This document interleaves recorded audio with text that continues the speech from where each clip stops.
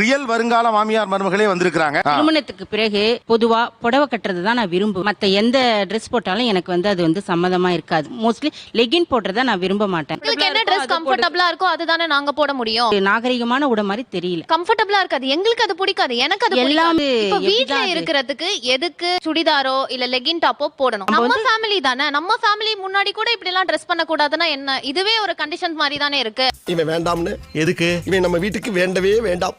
இவனை உள்ள நுழைய விட்ட நம்ம பல பேரை இழக்க வேண்டியிருக்கு. ஜாக்கிரதை. வேற என்னென்னலாம் இருக்கணும்? சமையல் விஷயத்துல கரெக்டா இருக்கும். எடுத்த உடனே எல்லாராலையும் நல்லா சமைச்சு போட முடியாது, சமைக்கவே தெரியாது சுத்தமா. ஏன் அம்மியில அரைக்க சொல்லி கொடுக்கல அவங்க மம்மி? அவனும் இல்ல நானும் இல்ல, அவன் என்ன பண்ணுவா? ஹோட்டல் ஹோட்டல் ஹோட்டல் ஓகே, தினம் ஹோட்டல்ல சாப்பிட்டா உன் வயிறு என்னத்துக்கு ஆகும்? ஒரு நாள் பாத்துக்கிறேன், நான் பாத்துக்கிறேன். என் மருமகளாச்சே, நீ உன் உடம்பு கேட்டத நான் எப்படி பாத்துக்க முடியும்? கூட இருந்து எனக்கு சமைச்சு போடுங்க. ஒத்த ரோசா பிள்ளைய ரொம்ப அற்புதமா வளர்த்திருக்கமா.